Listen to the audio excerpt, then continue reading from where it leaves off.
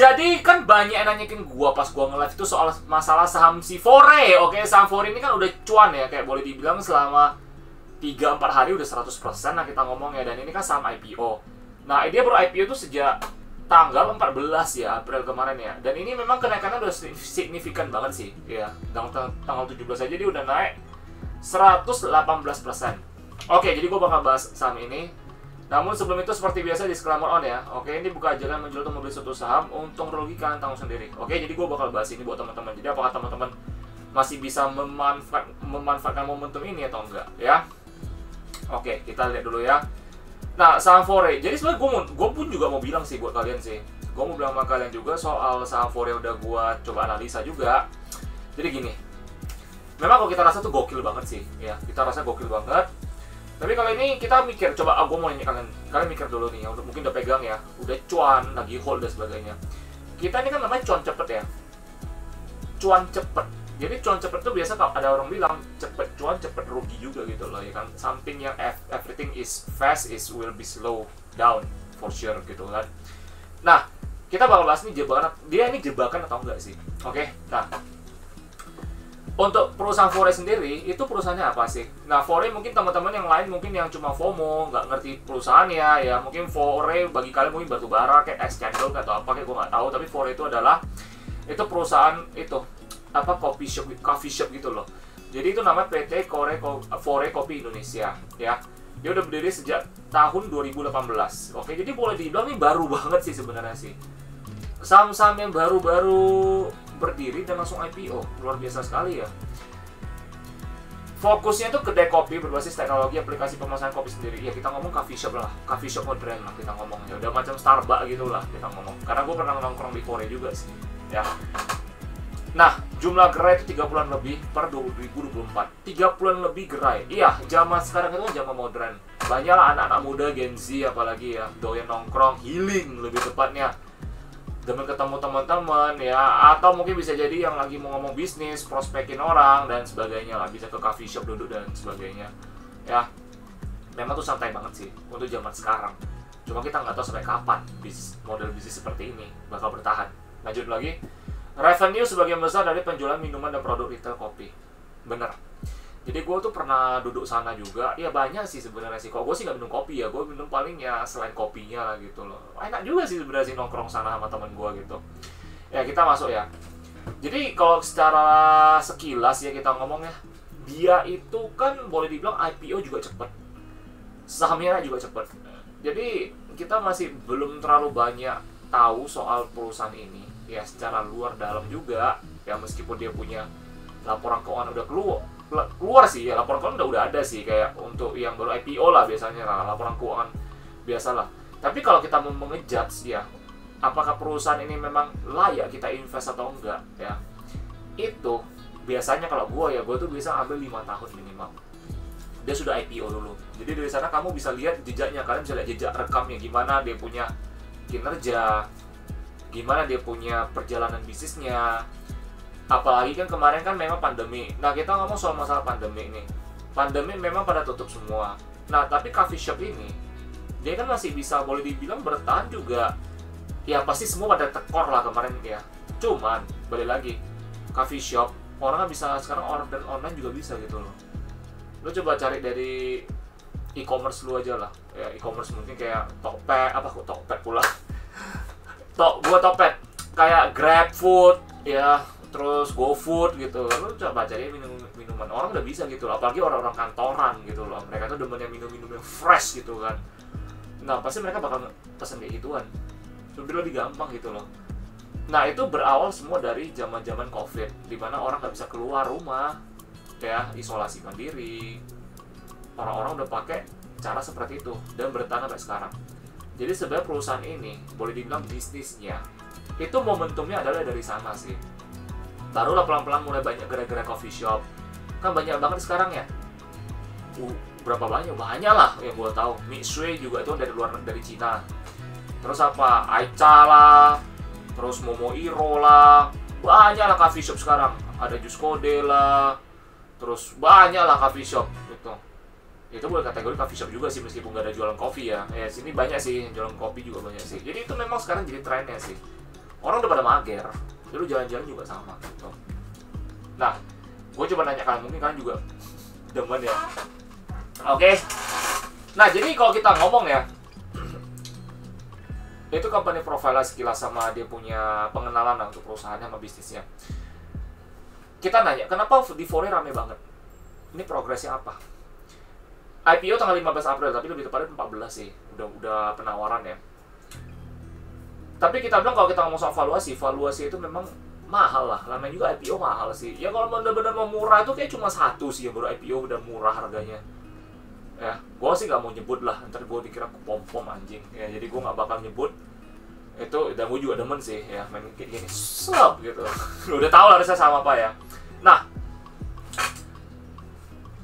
kalau kayak gini kan benar berarti kita pure spekulasi. Oke, kalian nggak tahu bisnisnya gimana, model bisnisnya gimana, cuma beli IPO dan jual ketika sudah listing. Itu pure spekulasi. Bisa jadi diterjunin, kita juga nggak tahu kapan. Kita coba ngomong masalah dia punya strength-nya dulu. Brand sudah dikenal anak muda, anak SCBD sampai mahasiswa. Kayak tadi gue bilang Gen Z. Dia punya kekuatan utama itu adalah di kalangan Gen Z sebenarnya sih. Jadi memang coffee shop gitu modelnya kayak gitu. Cuma balik lagi kita bilang, ini perusahaan baru berdiri, baru 6 tahun, 7 tahun bahkan. Oke, udah 7 tahun baru berdiri kita ngomong.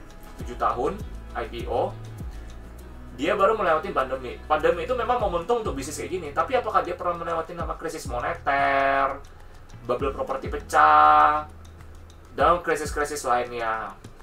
Gitu loh, apakah dia pernah melewati? Itu masih belum teruji. Nah, jadi kalau kita bilang secara overall, gue masih belum bisa ngomong apa-apa dulu. Karena coffee shop gini, kalau mau ngomong dari dulu juga udah ada kedai kopi tiam lah kita ngomong. Kopi tiam tradisional tuh udah ada sejak zaman Batu Gula ya. Sejak zaman dulu udah ada itu. Ya, kita ngomong kayak gitu. Cuma ini kan bedanya coffee shop ini kan lebih modern jatuhnya. Nah, brand udah dikenal, oke, backing dari investor besar, itu benar. Karena kenapa? Segala sesuatu yang berbau dengan new era, itu investasi besar-besaran banget sih, sumpah. Mau dari namanya e-commerce, mau dari namanya penyedia layanan transportasi, yang pokoknya berbau dengan digital era-era modernisasi, itu memang investasi besar-besaran ya, baik dalam negeri maupun luar negeri. Jadi sampai sini mungkin pertanyaan, Bang, jadi dia ada kemungkinan bisa bangkrut nggak? Kita nggak tahu. Oke. Namanya ini kan bisnis consumer sih itu jatuhnya. Dia jatuh consumer. Consumer yang gua tahu ya, itu memang agak ada masa-masanya sih, apalagi seperti ini jenisnya.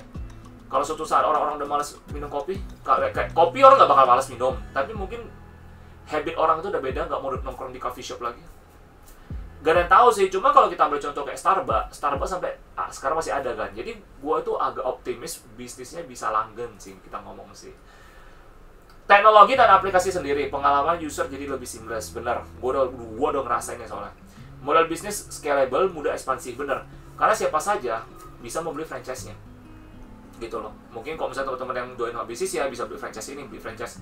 Jadi sekarang franchise itu jadi salah satu bisnis yang populer ya di kalangan orang ya, apalagi pebisnis gitu loh. Mungkin teman-teman yang punya franchise ya boleh coba komen di kolom komentar. Apakah memang zaman sekarang itu teman-teman memang lebih demen bisnis franchise, oke? Dan memang ini lebih gampang diekspansi sih, kayak ginian sih. Ya boleh dibilang kalau kita ngomong, kalian bandingin bangun coffee shop daripada bangun PT gede, coffee shop masih lebih murah daripada lu PT yang kayak batubara, kontraktor gitu loh.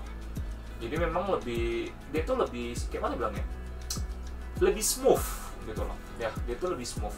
Mau lebih smooth juga mungkin secara bisnis ya pasti ada lika-liku lah. Kita ngomong sistemnya lebih smooth lah kalau untuk ekspansi. Nah, kita bilang kelemahannya, masih rugi, belum profit konsisten, bener. Coba kita lihat ya di laporan keuangannya. Masih rugi. 2021 tekor 34M, 2022 tekor 60M.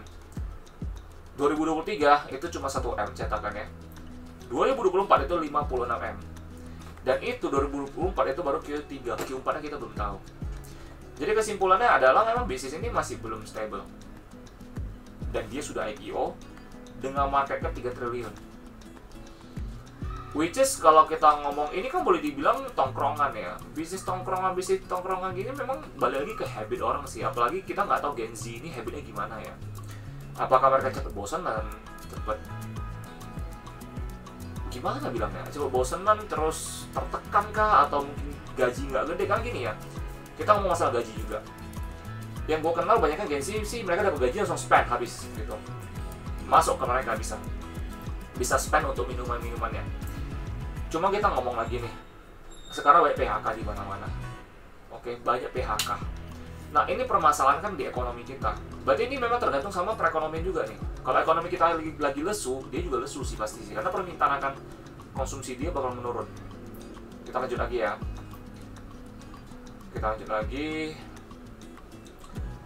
Persaingan gila-gilaan di industri kopi, janji jiwa, kopi kenangan, dan lain-lain. Baru tadi gue bilang gitu. Ya memang gue nggak nyebutin janji jiwa dan kopi kenangan sih gitu loh. Kayak jus, kalau misalnya kayak jus kode, terus yang Uptown dan Uptown Girl emang lagunya Westlife.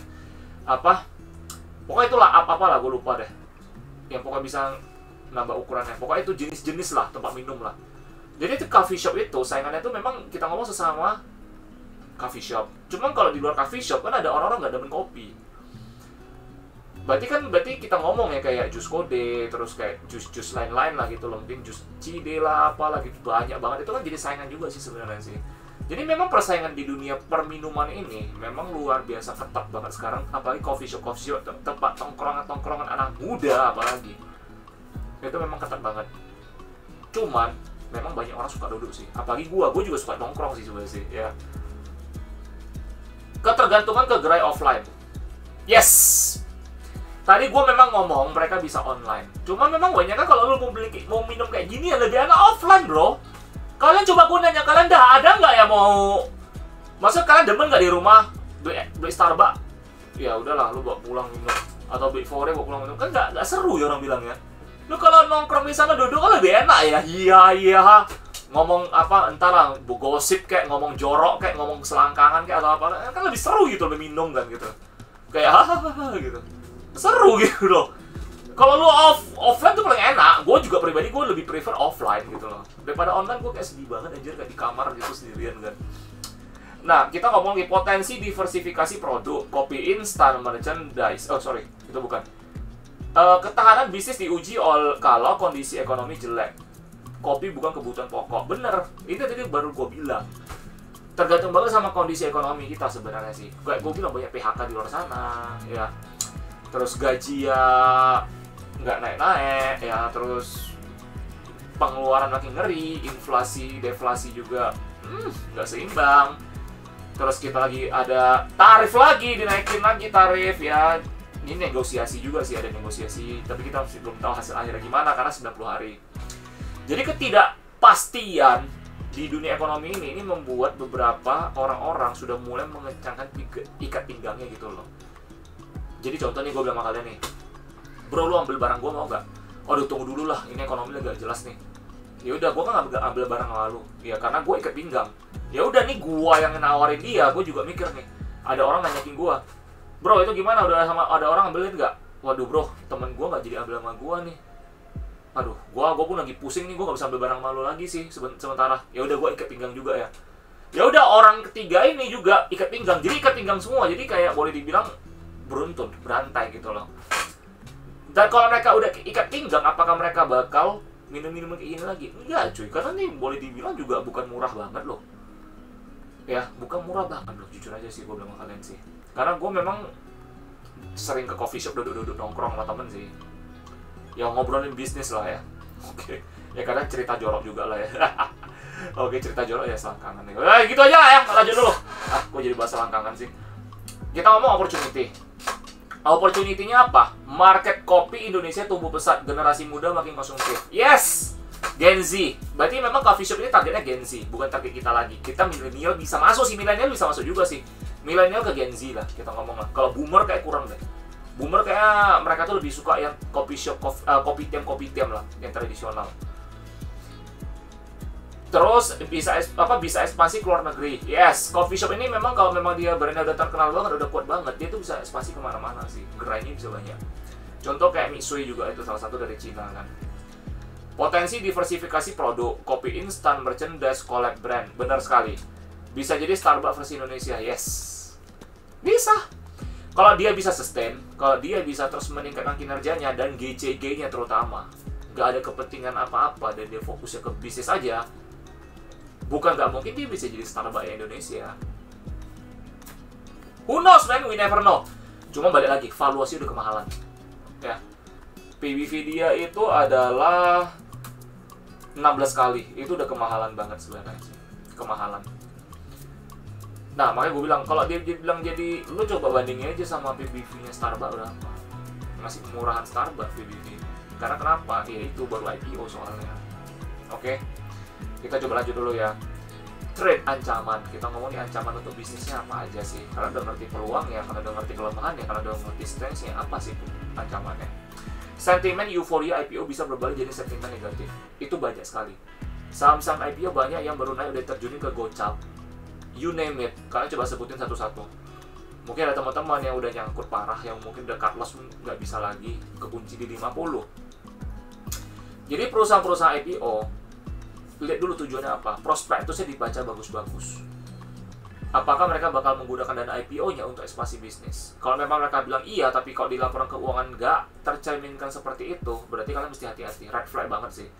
Kalau kalian sebelum itu kalian udah kena kunci di gocap, ya maaf kata nggak bakal bisa keluar lagi sih, kecuali dinaikin sih gitu. Makanya kenapa bisnis ini sangat penting. Dan GCG itu sangat penting. Kalian mesti mengetahui GCG ini dia benar-benar tipe yang fokus ke bisnis atau fokus ke kepentingan. Kalau dia fokusnya ke kepentingan, lu mau beli saham di harga berapapun, lu nunggu dia ada kepentingan baru dihajar lagi gitu loh. Cuman, gue bilang sama kalian, saham-saham yang punya kepentingan gini, kalian harus lebih mendalami lagi. Oke, ini bukan grup MNC, bukan, beda. Kalau itu kan kita ngerti, itu kita ngerti banget. Itu dia tuh faktor owner. Kita tuh udah belajar banyak dari segi psikologis perusahaan gimana, ownernya gimana. Kalau ini kita belum tahu. Jangan membabi buta untuk langsung beli guys ya. Analisa dulu, ingat. Takut sebelum membeli dan santai-santai sesudah membeli. Oke, jangan kebalik ya. Oke. Bubble harga di awal. Rawan longsor kalau hasil kinerja nggak sesuai harapan. Baru gue bilang. Kompetitor bisa lebih agresif promosi, bakar duit lagi. Karena zaman sekarang, era new modern itu pakai bakar duit semua sistemnya. Itu udah pasti. Sistem bakar duit. Kita nggak tahu sampai kapan. Ini harus digarisbawahi. Bakar duit ini kita mau sampai kapan bakar duit? Kita ngomong ambil contoh aja seperti Gojek aja ya. Dan Goto. Gojek kok gue. Sama aja itu Goto lah, kita ngomong Goto. Itu aja masih belum cuan sampai hari ini. Masih rugi kan? Gitu loh, gue bilang itu sih lebih tepatnya sih, new era modernisasi ini masih tanda tanya besar. Oke. Karena ingat, kalau misalkan nanya gue, bang, tapi era modernisasi kalau di luar negeri kayak di US mereka cuan-cuan aja. Bro, lihat, ini yang gue ajarin selalu, geografis. Negara kita negara 2 musim, di luar negara 4 musim. Itu aja udah beda. Kedua, di luar sana tuh negara maju, kita negara berkembang. Itu udah beda lagi. Jadi kita nggak bisa samain diri kita sama negara luar, itu beda. Kalau negara luar cuan kita belum tentu cuan, gitu loh, ya. Oke, ini kita ngomong nih. Kalau misalkan, jadi kesimpulannya gimana untuk ancaman-ancaman ini? Terus kita ada lagi nih, margin bisa terkuras kalau bahan baku naik. Harga kopi kalau naik, tekor sih, pasti tekor karena labanya kecil banget. Harga kopi itu kalau makin naik makin mahal loh.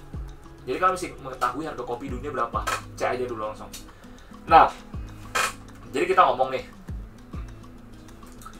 Kalau kalian cuma lihatnya arahnya doang, dan langsung, gue mau beli langsung. Beli. Ya, kalau gue lihat ya, berarti kalian udah siap juga untuk menerima ARB juga sih. Ya, gitu loh. Jadi euforia itu terkadang kalau di awal tuh terlalu banyak. Biasa bakal sakit banget di akhirnya. Jadi hati-hati kalau saham-saham IPO seperti itu. Jadi gimana caranya untuk menganalisa saham IPO? Ya kayak tadi gue bilang, cara gue tadi itu menganalisa tuh sekilas. Kalian mesti mendalami lagi. Kalian mesti mendalami cari tahu GCG gimana juga GCG-nya. Gitu. Nah, makanya gue bilang kalau FOMO itu kita mesti lebih bijak lah. Oke? Terus kalian mungkin ada pertanyaan, prospek gimana bang? Prospeknya masih belum tahu. Gue nggak berani ngomong apa-apa juga. Ingat, dia ini masih terlalu dini cuy. Masih 7 tahun dan baru IPO, dan dia baru melewati satu krisis. Dan itu krisis pandemi yang memang momentumnya orang udah pada mager gitu loh. That's it. coffee shop gitu. Coffee shop ya kayak gitulah sistemnya. Pertanyaan, Bang, kalau gua masuk harga sekarang bisa nggak? Gua bukan pakar di harga-hargaan ya. Tapi kalau gua di valuasi sekarang, gua nggak bakal masuk. Maupun nanti dia bisa digoreng sampai 4.000 pun gua nggak bakal masuk. Terlalu gambling, bro. Kalau memang kalian demen berjudi, silakan. Kalau gue sih nggak mau berjudi sih. Gue bener-bener pure investor. Gue bener-bener pure ke bisnisnya aja, ke sistemnya, ke valuasinya, gitu. Ya jadi itu terserah kalian, hak kalian mau beli. Ya itu gue nggak pernah larang orang, tapi gue cuma bantuin. Oke, itu aja bisa gue kasih tahu ya. Jadi kembali lagi disclaimer on, bukan aja menjual atau membeli suatu saham. Untung rugi kalian tanggung sendiri. Oke, semoga ini bermanfaat dan salam profit. Bye bye.